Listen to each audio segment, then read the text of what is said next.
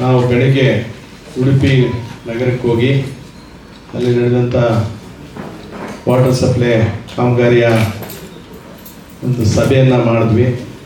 ಅಲ್ಲಿ ಮಾಹಿತಿಯನ್ನು ಪಡೆದು ಮಂಗಳೂರು ನಗರಕ್ಕೆ ಬಂದಿದ್ವಿ. ಇಲ್ಲಿ ಕೆಲವೊಂದು ಕಾಮಗಾರಿಗಳನ್ನು ಯುಜಿಗೆ ಸಂಬಂಧಿಸಿದಂತೆ ಇನ್ಸ್ಪೆಕ್ಷನ್ ಮಾಡಿದ್ವಿ. ಅದರ ನಂತರ ನಾವು ಇಲ್ಲಿ ಬಂದು ಭಾಳಷ್ಟು ಮಾಹಿತಿಯನ್ನು ಪಡೆಯುವಂಥ ಒಂದು ವ್ಯವಸ್ಥೆ ಇತ್ತು. ಆದರೆ ತಾವುಗಳೆಲ್ಲ ಒಂದು ಭಾಳ ಅವಸ್ಥೆಯಿಂದ ಇಲ್ಲಿದ್ದೀರಾ. ನಾವು ಈಗ ನೋಡಿದಂಥ ಸಂದರ್ಭದಲ್ಲಿ ಏನು ಉಡುಪಿ ನಗರದಲ್ಲಿ ಈಗಾಗಲೇ ಸುಮಾರು 90 ಭಾಗ ಕೆಲಸ ಆಗಿದೆ.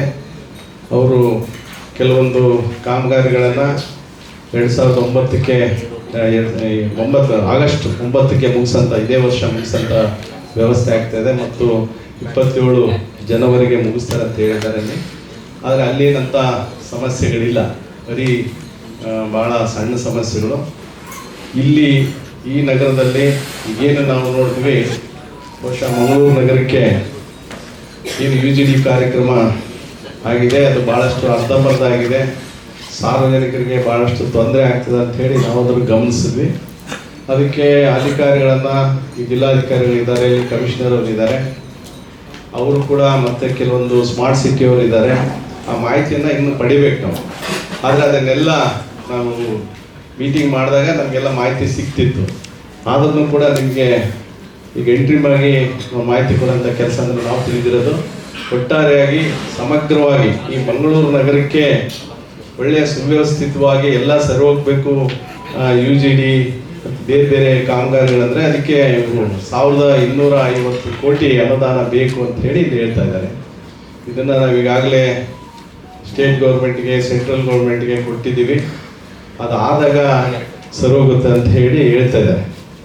ನಾವೀಗ ಕೆಲವೊಂದು ಕಾಮಗಾರಿಗಳ ಅಲ್ಲಲ್ಲಿ ನೋಡಿದಾಗ ಇನ್ನು ವೆಟ್ವೆಲ್ಗಳಿದೆ, ಕೆಲವೊಂದು ಪ್ರಾಂತದಲ್ಲಿ ನೋಡಿದಾಗ ಕೆಲವು ಲೋಕಲ್ ಆಗಿ 3 ಕೋಟಿ 9 ಕೋಟಿ ಹಿಂಗೆ ಟೆಂಡರ್ಗಳು ಕರೆದಿದ್ದೀವಿ ಅಂತೆಲ್ಲ ಹೇಳಿದ್ದಾರೆ. ಒಟ್ಟಾರೆ ನಮ್ಮ ಉದ್ದೇಶ, ಸಾರ್ವಜನಿಕ ಉದ್ಯಮಗಳ ಸಮಿತಿ ಉದ್ದೇಶ, ನಾವು ಪ್ರತಿ ವಾರ ನಮ್ಮ ಸಮಿತಿಯಿಂದ ಪ್ರತಿ ಬುಧವಾರ ನಾವು ಮೀಟಿಂಗ್ ಮಾಡ್ತೀವಿ. ಆ ಮೀಟಿಂಗ್ ಮಾಡೋಂಥ ಸಂದರ್ಭದಲ್ಲಿ ನಾವು ಕಳೆದ 15 ದಿವಸ 3 ವಾರಗಳು ಮೊದಲೇ ಮಾಡಿದಾಗ ನಮ್ಮ ಇಬ್ಬರು ಡಿಸೋಜಣ್ಣವರು, ಕಿಶೋರ್ ಅವರು ಹೇಳ್ತಾ ಇದ್ರು. ನಾವಲ್ಲಿ ಗಮನ ಹರಿಸಿದಾಗ ಇಲ್ಲಿ ಏನು ಪ್ರಾಬ್ಲಮ್ ಇದೆ ಅಂತ ಅನ್ನಿಸ್ತು. ಮತ್ತು ಇವರು ಇಲ್ಲಿ ಸಾರ್ವಜನಿಕವಾಗಿ ಭಾಳಷ್ಟು ತೊಂದರೆಗಳಿದೆ ಅಂತ ಕೂಡ ಹೇಳಿದ್ರು. ಅದಕ್ಕೋಸ್ಕರನೇ ನಾವು ನಮ್ಮ ಸಮಿತಿಯಿಂದ ಇನ್ಸ್ಪೆಕ್ಷನ್ ಮಾಡಿ ಅವರಿಗೆ, ಸಾರ್ವಜನಿಕರಿಗೆ ನಮ್ಮ ಸಮಿತಿಯಿಂದ ಏನು ಅನುಕೂಲ ಮಾಡಲಿಕ್ಕಾಗ್ತದೆ, ಜೊತೆಗೆ ಏನು ಕೊರತೆಗಳಿದೆ, ಏನು ನ್ಯೂನತೆಗಳಿದೆ, ಅದನ್ನು ಸರಿಪಡಿಸ್ಲಿಕ್ಕೆ ನಮ್ಮಿಂದ ಏನು ಸಾಧ್ಯ ಆಗಿದೆ ಮಾಡೋಣ ಅಂತ ಹೇಳಿ ನಾವು ಬಂದಿದ್ದು. ಬಹುಶಃ ಖಂಡಿತವಾಗ್ಲೂ ನಾವು ನೋಡಿದಂಥ ಸಂದರ್ಭದಲ್ಲಿ ಅತ್ಯಂತ ಅವಶ್ಯಕವಾಗಿ ಬೇಕು ಈ ನಗರಕ್ಕೆ. ಸ್ಟೇಟ್ ಗೌರ್ಮೆಂಟ್ ಇರಲಿ, ಸೆಂಟ್ರಲ್ ಇರಲಿ, ಯಾವುದೇ ಗೌರ್ಮೆಂಟ್ ಆದ್ರೂ ಇದನ್ನು ಕೊಡೋಂಥ ಕೆಲಸ ಆದಾಗ ಈ ನಗರ ಒಂದು ಸ್ವಚ್ಛತೆಯನ್ನು ಕಾಣುತ್ತೆ, ಸಾರ್ವಜನಿಕ ಅನುಕೂಲ ಆಗುತ್ತೆ ಅಂತೇಳಿ ನಾವು ಭಾವಿಸಿದ್ವಿ. ನಾವು ಈ ಸಾರ್ವಜನಿಕ ಉದ್ದಿಮೆ ಸಮಿತಿಯಿಂದ ವೀಕ್ಷಣೆ ಮಾಡಿದ್ದೇವೆ. ಈಗ ಇಂಟ್ರೀಮ್ ರಿಪೋರ್ಟನ್ನು ನಾವು ಸರ್ಕಾರಕ್ಕೆ ಕೊಡ್ತೇವೆ. We will submit the report in the ಯಾವಾಗ ನೆಕ್ಸ್ಟ್ ಮಂತ್ ಅಂದರೆ ಜುಲೈಯಲ್ಲಿ ಅಧಿವೇಶನ ನಡೀತದೆ ಬೆಳಗಾವಿ ಅಧಿವೇಶನದಲ್ಲಿ ನಮ್ಮ ಸಮಿತಿಯ ರಿಪೋರ್ಟ್ ಕೊಡಲಿಕ್ಕಿದೆ. ಅದಕ್ಕೆ ಆ ರಿಪೋರ್ಟ್ನಲ್ಲಿ ಈ 1,250 ಕೋಟಿಯ ಯೋಜನೆ ಇಲ್ಲಿ ಅವಶ್ಯಕತೆ ಇದೆ, ನಾವು ಕಂಡಿದ್ದೇವೆ ಅಂಥೇಳಿ ಆ ಇಂಟ್ರೀಮ್ ರಿಪೋರ್ಟನ್ನು ಕೊಡಲಿಕ್ಕೆ ನಾವು ತೀರ್ಮಾನವನ್ನು ಮಾಡ್ತೀವಿ. So that the government will take immediate action.